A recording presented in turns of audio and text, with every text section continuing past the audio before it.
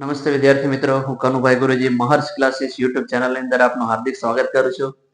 મારી ચેનલ ઉપર તમે નવા હોય તો લાઈક, શેર અને સબસ્ક્રાઇબ કરી દેજો. આજે આપણે સ્વાધ્યાય 5.2 ની અંદર દાખલા નંબર 4 શીખીશું. સમાંતર શ્રેણી 3, 8, 13, 18 નું કેટલામું પદ 78 થાય.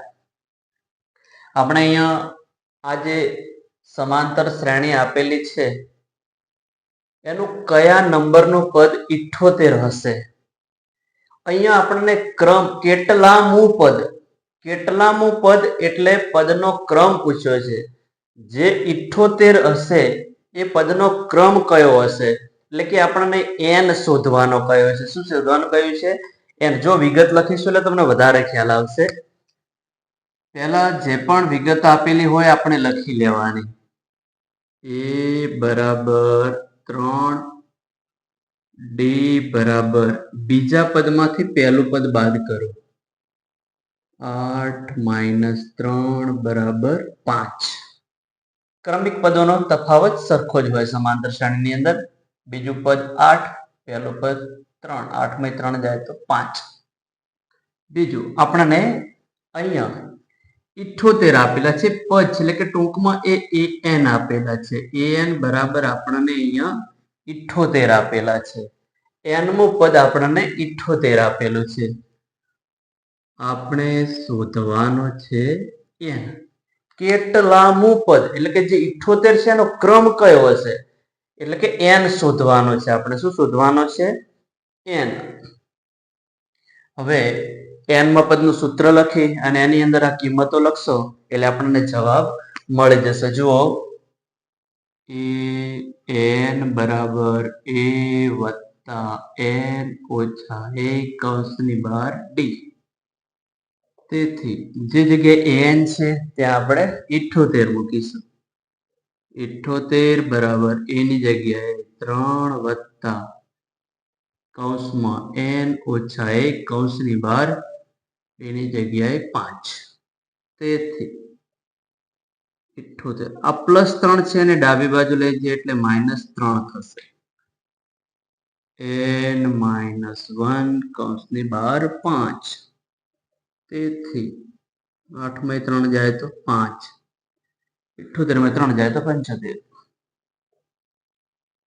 n ઓછા 1 કૌંસની બહાર 5. તેથી 75. આ પાંચડો ગુણાયેલો છે, ડાબી બાજુ જશે એટલે ભાગાકારમાં જશે. n ઓછા 1. અહીંયા 75 ને 5 વડે ભાગો એટલે 15. 5 એકા 5, 15 પંચા 75. પાયો પાયો 25. 15.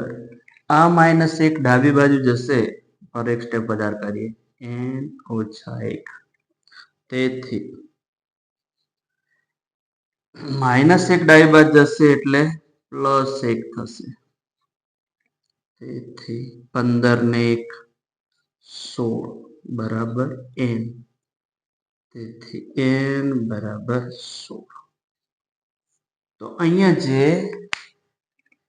78 જે પદ છે એ 78 નો નંબર જે છે 16મો હશે. ટૂંકમાં પહેલું, બીજું, ત્રીજું, ચોથું એમ તમે ગણતા જશો તો જે 16મા નંબરનું પદ છે એ 78 હશે.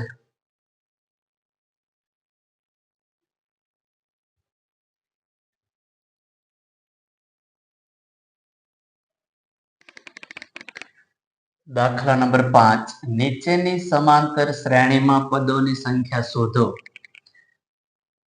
નંબર 1 7, 13, 19 અને છેલ્લું પદ 205. આ જે શ્રેણી આપી છે આની અંદર કુલ કેટલા પદો છે એ શોધવાના છે, એટલે કે n શોધવાનો છે. આપણે શું શોધવાનું છે? n. જો કે આપણે દાખલા નંબર 4 આપણે ગણ્યો એની એ જ રીતે આ દાખલો ગણવાનો છે. જુઓ, પહેલા જે વિગત આપેલી છે લખી દઈએ. અહીંયા a બરાબર આપણને 7 આપેલા છે. પહેલું પદ 7 છે એટલે કે a બરાબર 7. a બરાબર 7. પહેલું પદ 7. હવે સામાન્ય તફાવત d. એ શોધવા માટે આપણે બીજા પદ 13 માંથી પહેલું પદ 7 બાદ કરીશું. 13 માંથી 7 બાદ કરીશું. તરતના પછીના પદમાંથી તરતનું આગળનું પદ જ બાદ કરવાનું. 13 માં 7 જાય તો 6. હવે અહીંયા છેલ્લું પદ એલ પણ લખી શકાય. આપણે અહીંયા એલ લખીએ. અહીંયા છેલ્લું પદ 205 આપેલું છે. 205.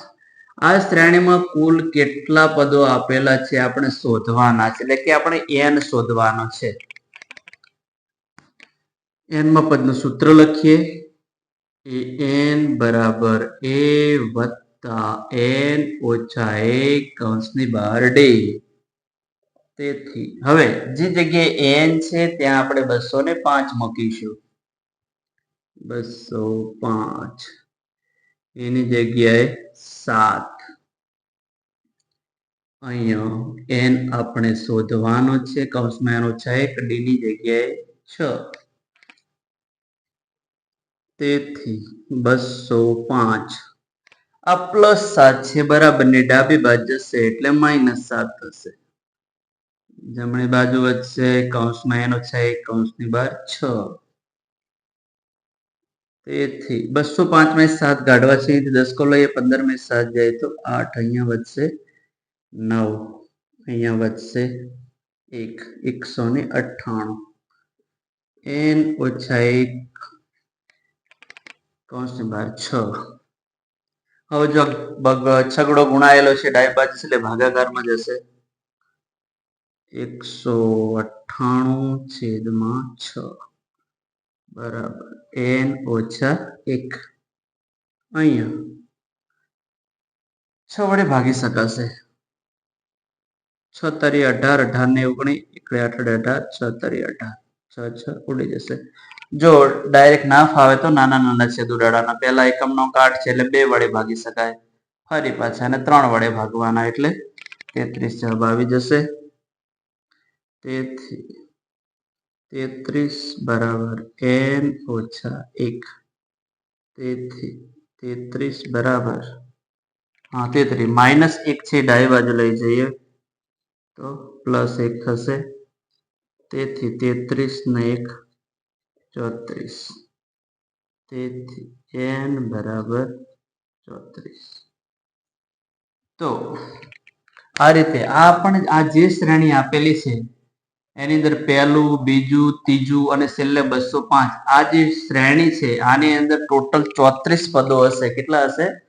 34 પદો. આ શ્રેણીની અંદર ટોટલ 34 પદો આવેલા છે. આ રીતના આપણે પદોની સંખ્યા શોધી શકીએ. હવે બીજા નંબરનો દાખલો પણ આ જ રીતે ગણવાનો છે. તો તમે પણ જાતે પ્રયત્ન કરજો.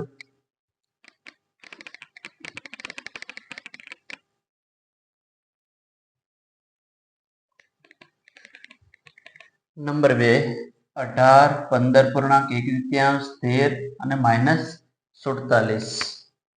જો અહીંયા આપણે આ શ્રેણીમાં કુલ કેટલા પદ હશે આપણે શોધવાના છે. એટલે કે એન શોધવાનો છે. પેલી વિગત લખી લઈએ તો એ બરાબર 18. પેલું પદ 18 છે જેને આપણે એ કહીએ છીએ. પછી ડી એટલે સામાન્ય તફાવત. બીજું પદ જે છે 15.1 એમાંથી પહેલું પદ 18 આપણે બાદ કરીશું. હવે જો બાદ બાકી કરવા માટે સૌપ્રથમ આ જે મિશ્ર સંખ્યા છે એને અશુદ્ધ અપૂર્ણાંકમાં ફેરવીએ. છેદ 2 જે છે તો એમના એમ જ આવશે. પહેલા 2 નો ગુણાકાર કરો. 15 દુ 30, 30 ને 31. 31/2 -18. હવે અહીંયા 2 લસા લઈ લઈએ. 31 જે છે એમને એમ લખી દઈએ. એની જે 2 છે એટલા માટે 31 ને લખી દેવાના. અહીંથી હવે ક્રોસ ગુણાકાર કરો. 18 દુ 36 બરાબર છેદમાં 2 એમના એમ. જો હવે આ +31 છે -36 છે, ચિહ્નો જુદા જુદા એટલે બાદ કરવાના. 36 માંથી 31 જાય તો 5. હવે 36 મોટા એ માઇનસ એટલે જવાબ આવશે માઇનસ. બીજું અહીંયા તમને છેલ્લું પદ લાસ્ટ પદ -47 આપેલા છે તો એન બરાબર 47 લખી દઈએ. આ શ્રેણીમાં કુલ કેટલા પદો છે આપણે શોધવાના છે, એટલે કે n શોધવાનો છે. હવે n માં પદનું સૂત્ર લખીએ.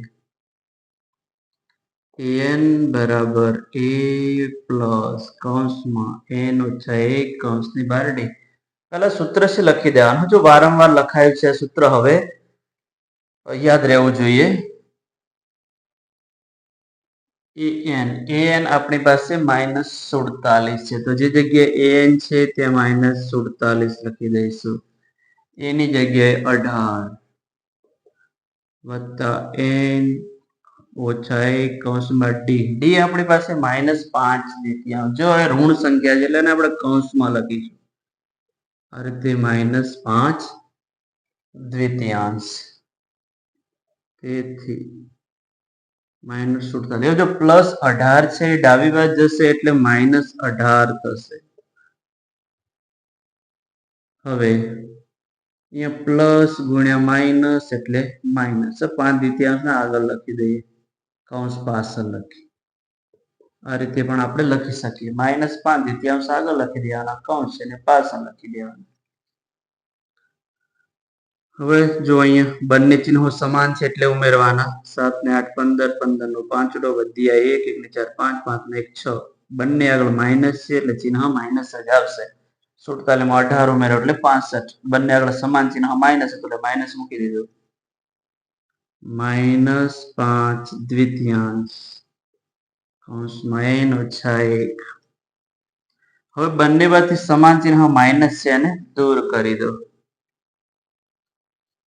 65 બરાબર 5 દ્વિતીયાંશ કૌંસમાં n ઓછા 1. હવે જુઓ અહીંયા પાંચડો ગુણાયેલો છે, ભાગાકારમાં જશે. બગડો ભાગાકારમાં છે, ગુણાકારમાં જશે. ટૂંકમાં ઉપર છે નીચે જશે, 5 ઉપર છે નીચે જશે, 2 નીચે છે ઉપર જશે. એટલે અને આ રીતે લખીશું 65. આ 2 નીચે હતા ડાબી બાજુ જશે એટલે ઉપર જશે. 5 ઉપર હતા એ ક્યાં જશે? નીચે જશે.